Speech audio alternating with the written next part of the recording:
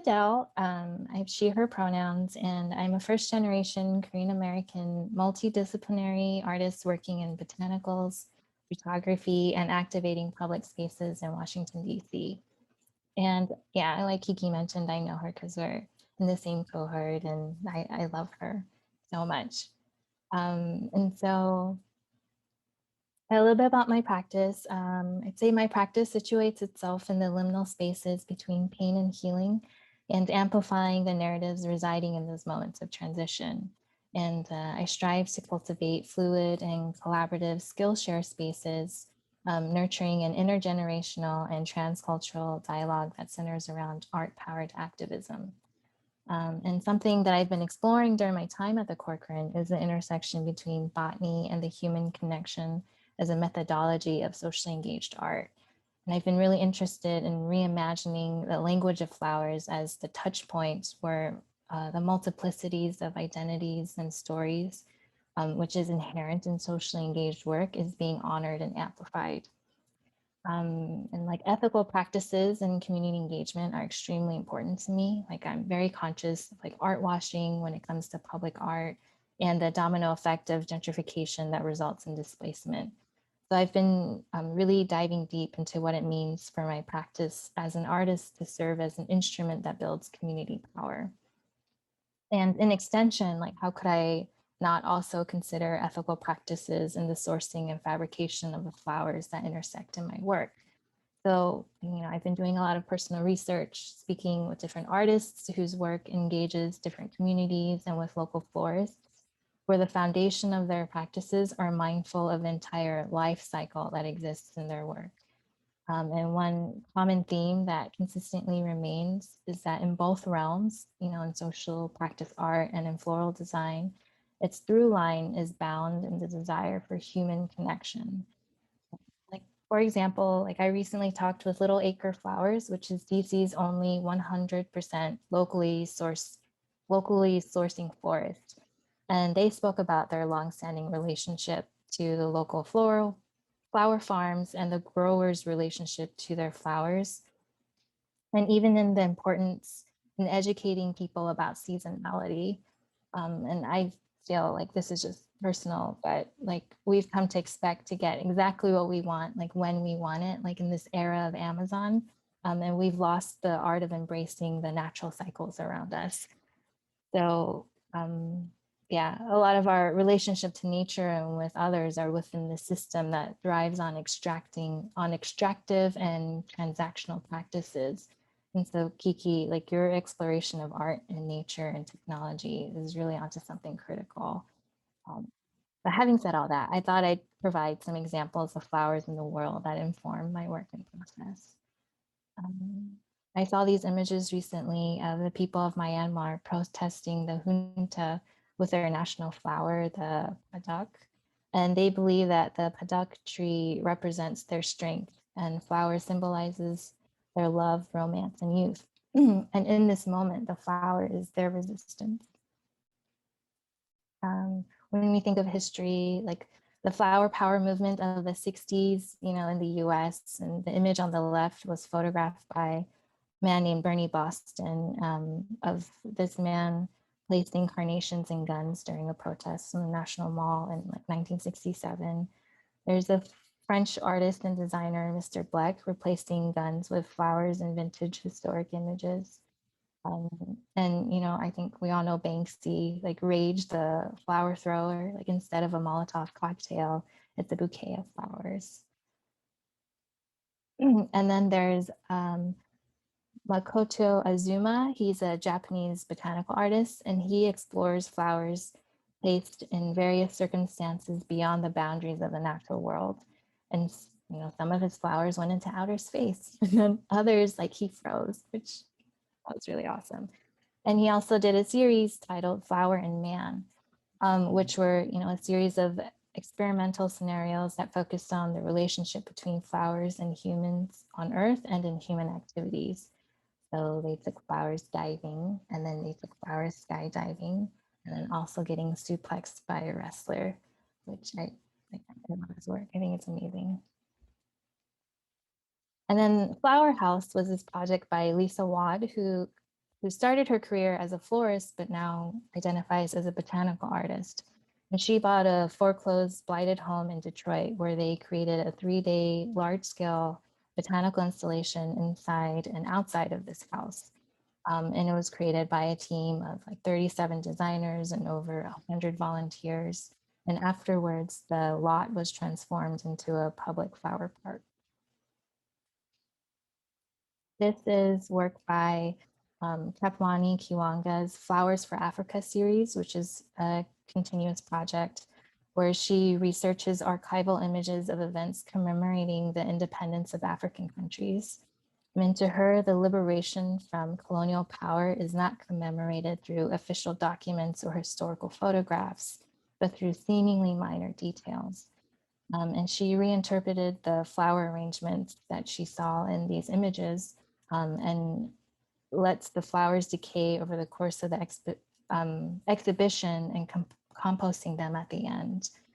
And through the floral arrangements, questioning which objects become part of cultural memory and reflects on strategies of forgetting.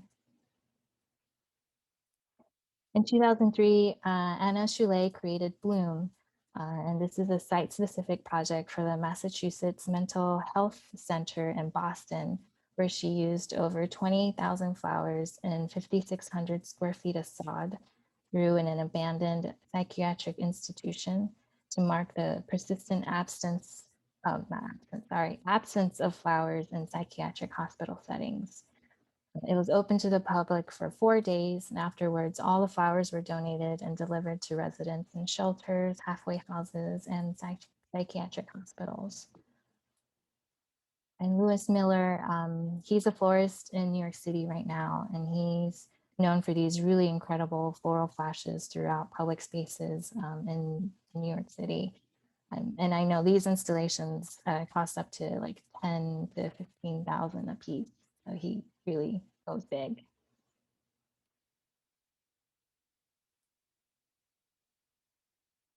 So when we think about sustainability, I'm really interested in creating a space that includes human connection in that narrative. And I've also have a deep, almost obsessive interest in the relationship between people and nature in the built environment.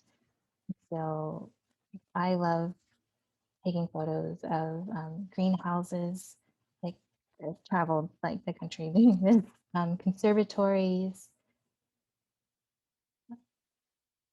throughout the country, throughout the US, plant markets, and even grocery stores,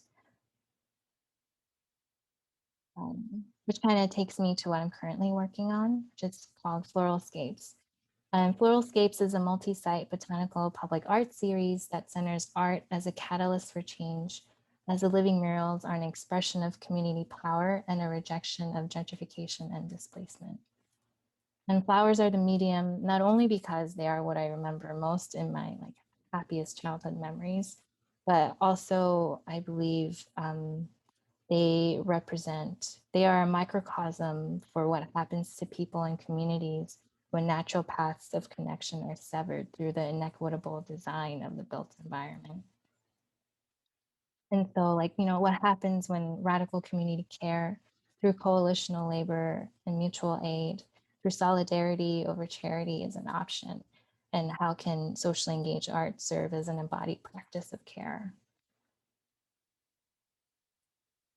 And so Let Ivy City Bloom is the first installation of Floralscapes. And I've partnered with a community advocacy organization called Empower DC and a DC-based floral design studio called Sweet Root Village and the residents of Ivy City to create a pop-up green space in Northeast DC, in Ward 5 as their protest for a park and community play space. And let me make sure. So this neighborhood was established expressly for African-American land ownership in 1873. And Ivy City's story has been punctuated by struggle between corporations and governments, both federal and local, and the community's residents. And the focal point of tension is the Alexander Crummell School. It was built in 1911, and it was one of the first schools built in DC for Black children. It's been closed since 1977, and the community has been fighting for a community play space for their youngest residents for over 40 years now. And even a few years ago, the city attempted to take the land and convert it into a bus depot, but Empower DC led the effort to fight that decision through their Let Ivy City Breathe protest and won. So this art installation, Let Ivy City Bloom, is timed with their campaign demanding Mayor Bowser to include 20 million reservations to the Carmel School to be converted to a public green space in her budget for 2022. And this collaboration is their protest and prototype in the form of a pop-up park at the site of the school. So the installation will also be designed so that at the end, community members can take pieces of it home with them, you know, like armful of flowers, just like my dream. So like the pop-up park is envisioning like all the things you'd see at a park, you know, grass, grilling and lawn chairs, a trellis with lots of flowers, benches with lots of flowers, flower boxes. Like we have these two murals that are already up for them right now, and we would incorporate floral elements into that, and even floral flashes around the park as well.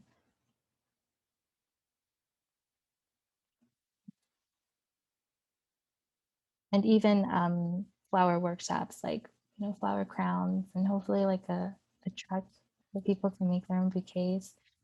But we'll be integrating sustainable practices in our installations, you know, including ethical and local sourcing of flowers, like foam-free fabrication, composting procedures, and repurposing materials. And some questions I've been asking myself through this process, like how do you continue to honor your heritage as an artist in moments of when you're not centering your racial, cultural, gender identity in your work? How do you balance the complexities in your narratives and identities within socially engaged work while creating space for others to be seen and heard? And I hope you don't mind I finish with this. For people who know me, I'm obsessed with Ocean Vuong. But if I finish with this video, it's a panel that he led moderating other AAPI writers and poets. And it just resonated with me and vocalized a little bit of what I'm personally grappling. Let me know if you can't hear.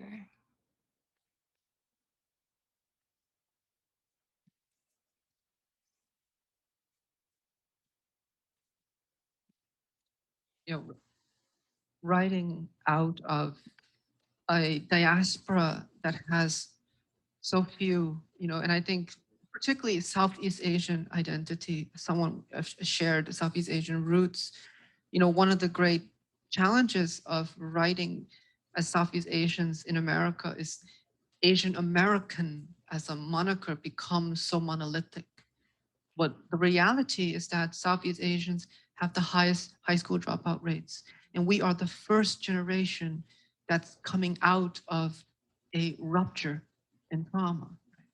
And so much of our elders, you know, we highest mental health issues, lowest rates of English, lowest income amongst Asian Americans by a large swath. And so we are really writing the beginning. Southeast Asians are right in the very beginning of the diaspora, and the literature that we're making here is starting to be the literature that lays the ground. And it is a grand moment. It's a terrifying moment. But I also see it myself, and I'm curious how you see it, as a privilege. I don't see it as a burden.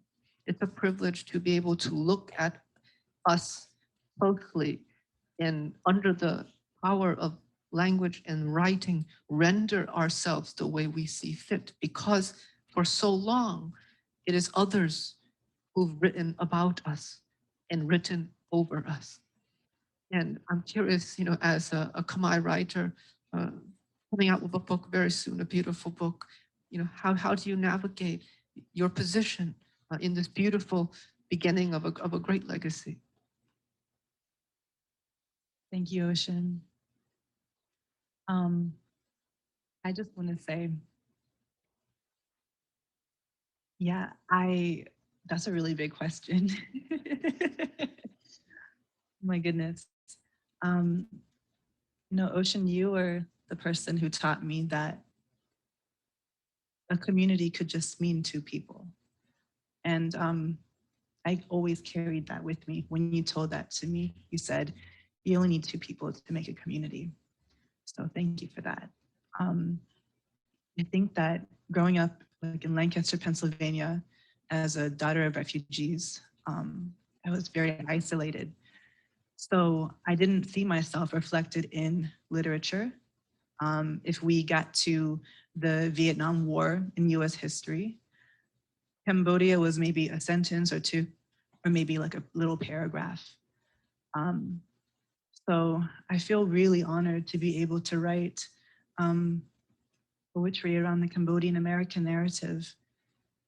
I think that it was here in New York City when I first discovered this poet named Yu Sum Oh.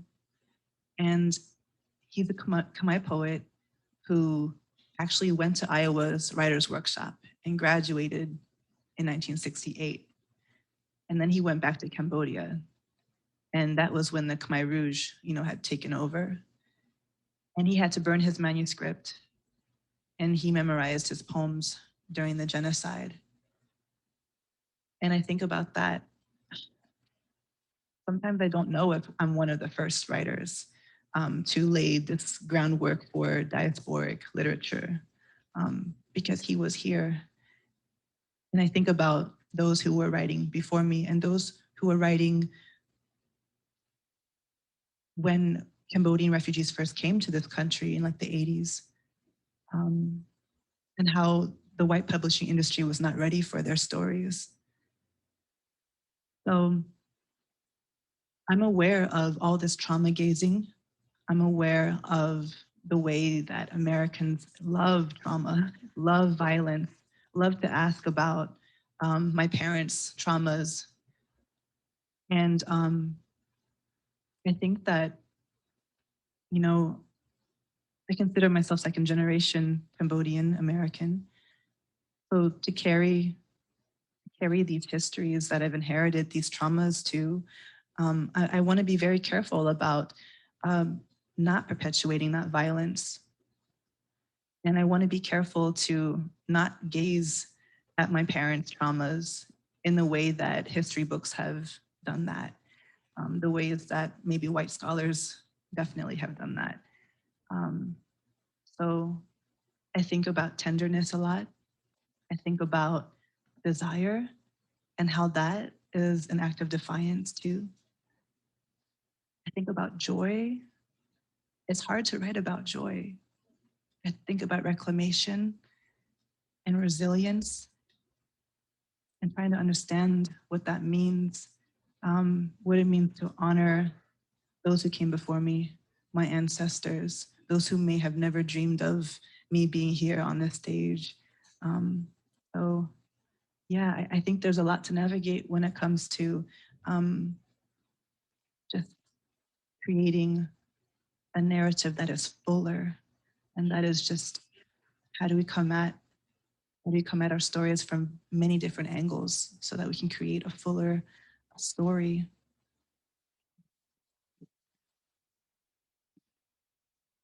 Yeah, no, that's all I have.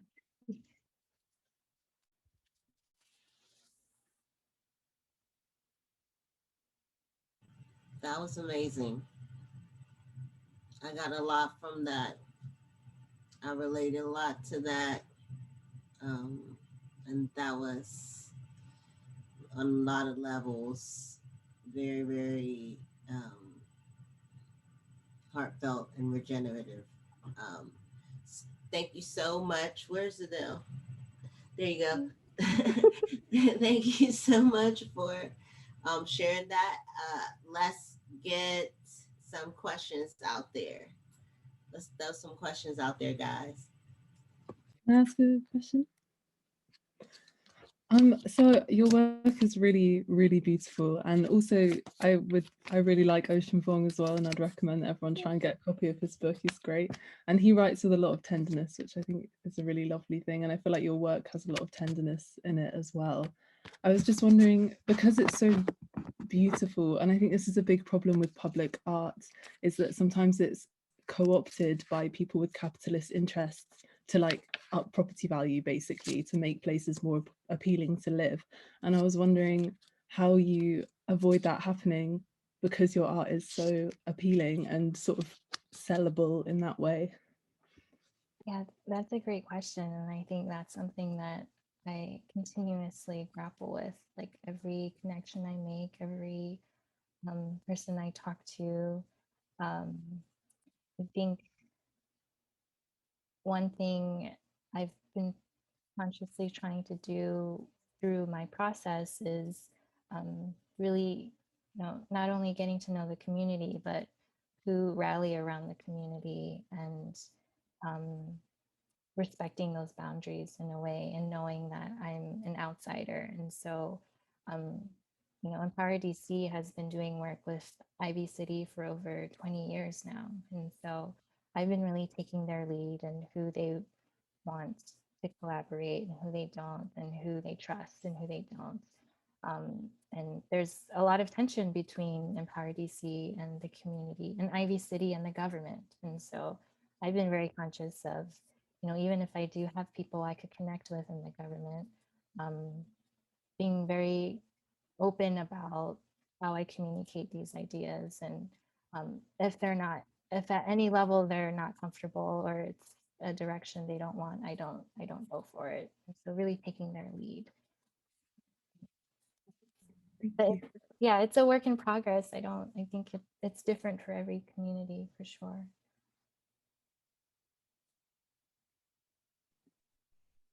I just wanted to say it's really, really beautiful, especially someone who lived in DC and who has a family history in DC. My grandmother's 94 years old and was born and raised in the city of DC. So it's a very special place in my heart.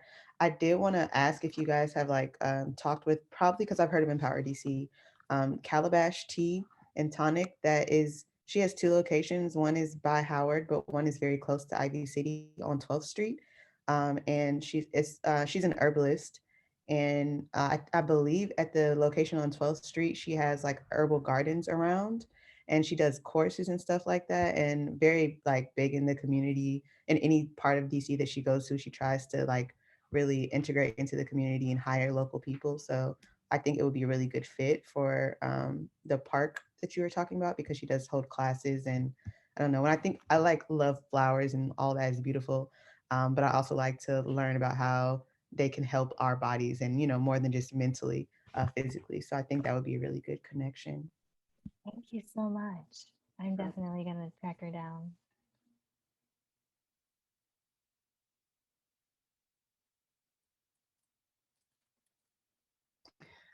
You mentioned, sorry, can you hear me? Yes. Is that, oh, frozen. Hi. You mentioned a phrase, I think you said, oh, I think it's my internet connection. Yeah, you mentioned a phrase, I think it was art washing, and I'm not familiar with it. I wondered whether you could talk a little bit more about that. I guess Kiki, correct me if I'm wrong. This is kind of like my personal interpretation of it, but like how art is used as a tool to kind of cover up more systemic issues. And so when we talk about gentrification, when a new development is being created and they want to increase the value of the land, or get people, certain people within certain capacity to be interested in this area to live and to invest in. And so they use art as the draw-in point for that. And in essence, a lot of these developments are built in places that erase community and culture that have been there for a very long period of time. So that's kind of my take on it. Like, Kiki, if you want to add to that. No, I think you explained it pretty well. Just the idea that a lot of the mechanics behind how public art happens, how these large scale mural projects happens, what is the messaging, what's the buy-in and by the community, what are they getting out of it, and you know, how are they participating, and you know, so this is just a little bit of this conversation that we've been having for a while.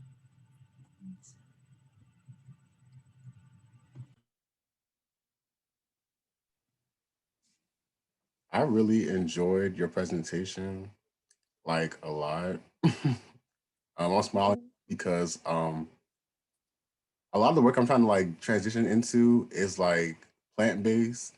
So the whole thing of like overgrowth and our relation to like how um plants inform our environment, inform like how we relate to our environment, how we relate to our environment, like, you know, as far as like cutting and like plowing and all these things. So I was really interested to see like your how you talked about plants and relation to like people and such.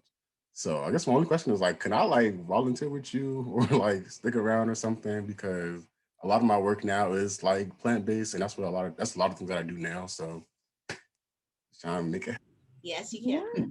And I'm in DC or around DC, so awesome. Let me put my contact information in the chat. I bet I'm gonna email you. Yeah.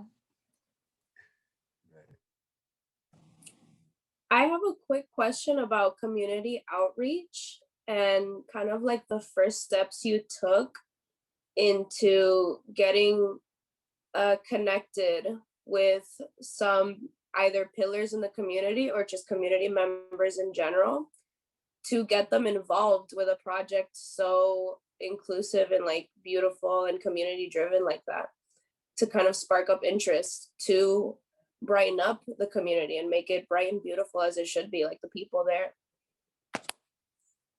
Yeah, that's also a great question, and I think that's also an ongoing question. I don't think you could ever feel like you've done enough community engagement when you're working, you know, directly with other people. I think Yes. it's an ongoing relationship. You're always building trust, and so Rapid urbanization makes it hard. Like the faster, yeah, the faster that happens, I guess the further away it feels. Like the So what is like the first steps that you took, I guess? Yeah, I feel really fortunate that, you know, I'm in a program right now where Corcoran has been around for a really long time, and, you know, they're entrenched in DC, and also the artists, the network that exists within that sphere. I've been very lucky to be integrated into that. So part of it was that, but also the other part of it was I just reached out to Empower DC and I was like, hey, I have this idea. I'd love to talk to you about it. And in part it was her responding to me that says more about her than it says about me, you know. And so like, so that's how it started. It's just like a, hey, I'd love to do this, you know, project. But like being very open from the forefront, like this isn't, I'm not here to parachute in, that, you know, your community is not a project to me. Like, this is ongoing. This is, you know, like she's setting the boundaries. She's the advocate. Like, I'm not gonna overstep in any way, and communicating what overstepping means, and yeah, setting like a really strong framework from the very beginning about intentionality and accountability was really helpful for us, and continues to add to our relationship even now as we talk through details and introduce other collaborators, and as more community members get involved. I hope that answers your question. Yes, yeah, that was awesome. Thank you. I have a question. Can I go? Oh, okay. Go ahead. Listen, I need to have this be the last question because I have a question, and then we got to move on to our Antonis and then the rest of the class. But I have a question, so go ahead and ask your question. Go ahead. I thought it was really beautiful, by the way, like you're completely, like I really want to follow your work. So however I can do that, yeah, I'd really love to. And I thought like what you had to say about art being used as like a tool for care was really, really interesting. And I don't know, I'm thinking back to Vincent's talk, which was also amazing, with the quilts. I read in like, I think a philosophy paper about historically Black women used quilts to like kind of creatively tell their story. And like, despite all of the oppression that they were facing elsewhere throughout their lives, they were able to create and kind of create this alchemy through the, like sewing these quilts together. And then that's where the value lied. And so no matter how the way in which they were denied their rights elsewhere, they were able to create this art that was long lasting, that was created like this value. And then drawing back to what you said about how art could be used to attract, like in a capitalist kind of takey kind of way, to attract people to a certain environment, to get them to buy homes there, and kind of like do injustice to the people living in those areas. I kind of have the question about how art can be used to add value. I feel like I've lost how art can be used to add value and as a means of economic power for marginalized groups. So I know when those women created those quilts, they created value and wealth that couldn't be taken away. And now we're in a place in the world where, okay, if we create a glorious piece of art, I live in Croydon, if I was to create a glorious piece of art in for Croydon, they call it Cronks now because it's gotten really that wouldn't add value to the people that I want it to add value to. It would make it more, it would make value for external sources to kind of capitalize off of it. So how can art be used as a caring, as a tool for caring, like you highlighted before, but like as a way to wield economic power for those who need it, for marginalized groups that need it? That's a great question. It's really tapping into, I feel like we're not thinking about just the end result, but the process and the act of making as the resistance and as the key part of it. And the end result is the object or the relationship. But I think for me, like, because I can't speak for anyone else's experience, but just understanding, even in that little clip that I shared, I think what really resonated with me is that we're not monolithic in our experiences, and we all come from many different backgrounds and many different identities and narratives, but we all crave and desire human connection. And so, art being that shared language where we can find that connection, I think is like the overarching like generative space for me. But when it comes to economic resiliency or building that, I can only speak for the US, but artists are treated within this gig culture where you're paid for one project and then that's it. Like you're not considered an essential worker when I feel like we should be. And so and just the whole nonprofit industrial complex in the US, it's very extractive. There's a lot of extractive practices where you're expected to give and give gratefully, and you're giving to a cause and then not be compensated for it in a way where, when I talk about sustainability, including people in that narrative, like there's a lot of burnout. Like I even burnt out in working in, NGOs in the US because of that kind of culture. And so, yeah, like that's such a great question, because I feel like it's an ongoing question of how do we, when we think about sustainability and we think about long-term impact and just long-term resiliency, like economic plays into it very heavily. Like if we can't get paid for what we do, we can't continue doing it. So it's just shifting that culture for us and for even me, like anyone who I work with, paying when I can and having that relationship of reciprocity. I feel like it's really important. But I'm sorry if I didn't answer your question. I don't know if Kiki, you want to add to that too. I want to just add that in the context of Floralscapes as a statement, in terms of like actually growing up not far from Ivy City myself, in the Fort Totten neighborhood of DC Northeast, like the thought of you as an artist, I think we talk about, again, this soft power, this feminine, aspect of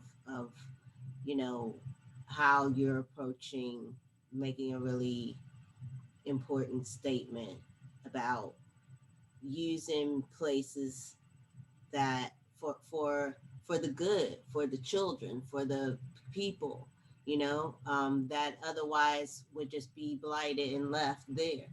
So I especially love the collaborations with the muralists. So I'm excited to see how that works out in the further, development, the collaborations with the flowers and the muralists. I just love things that are interactive in that regard, and also, again, engage the community that's going to live with these things as much as possible. So I think that's how you can't solve for every issue.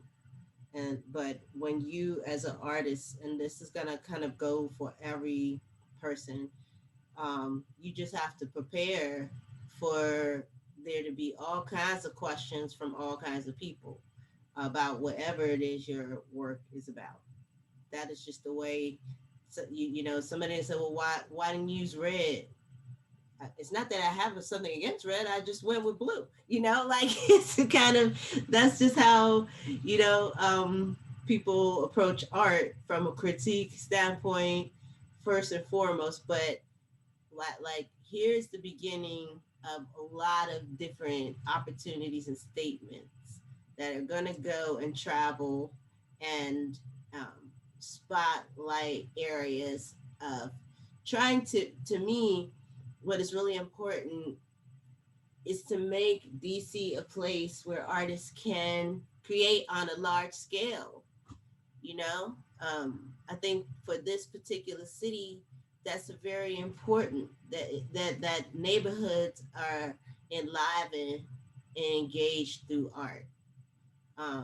We know that gentrification is always something that communities, particularly communities of color, have to be vulnerable about.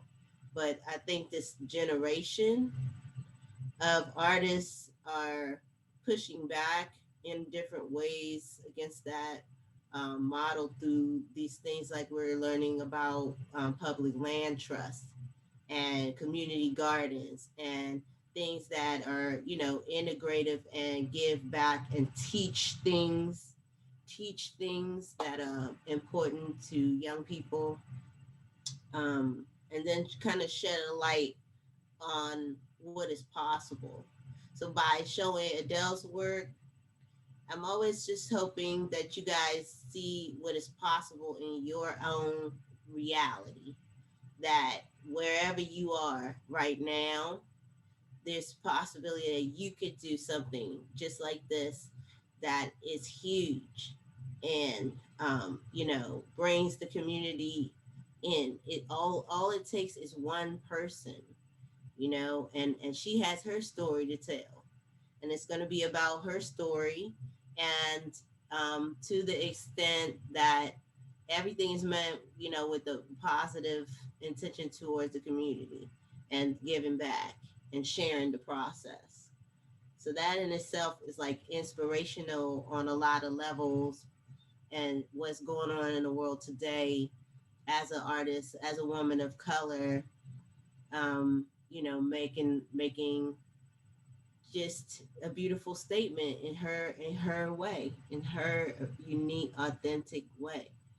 Like that's what I hope you can see and get from her work. Be inspired to just continue to stay true to yourself and dream big, and things will align to help you. People will align. Stay questioning. Stay questioning. I think that's what I enjoy the most from Adele's process and her work. So I have to say thank you and lots of love, everyone. Can we say thank you to Adele and show how much we appreciate? And please, everybody, follow her on Instagram, the Meowing Bird. And everybody that is here will stay in contact because we'll be putting her materials and letting you know about Floralscapes. So those of you who are in DC, we definitely can give her a hand whenever you want to install and get your hands dirty. I definitely plan to be wherever she needs help. So come, document, connect, build community. That's what we'll be doing. So as you can see, it's going to be a beautiful project, and hopefully we can, collaborate down in Art Basel in Miami. So there's been, I know you, Taylor, have, we've had talked about things that have that this idea of this live installation, so I did, that's something that definitely I could see some symmetry in terms of trying to build that with a lot of what we've been talking about. So, and those of you who are interested in florals, in botanicals, she's doing a paint. You're doing talk about real quick that workshop about which I think is so cool. I know a lot of you will think is super cool. The natural nail dye. Mm-hmm. So there's this traditional Korean practice, like of my mom's generation going way back. Even my friends and I have done it, where there's these wildflowers that grow in Korea called, they're called rose balsam, but in Korean they're called 봉선화 flowers. And you take them, stems and all, and you crush them up. And if you put them on your fingertips, they have the same chemical makeup as henna. And you leave them on your fingertips and they actually dye your nails.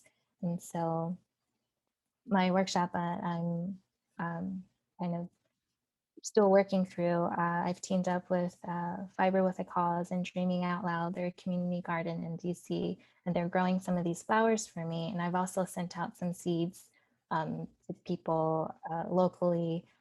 Kiki has some to grow the flowers and to just kind of engage in this new way of thinking about just reimagining and challenging how people approach self-care and to amplify the voices of trans and gender non-conforming communities in that conversation. So we're working on that. But thank you everyone so much for your insightful questions. I loved being here. Please reach out if you ever have any more questions, and I'd love to figure out ways for us to collaborate.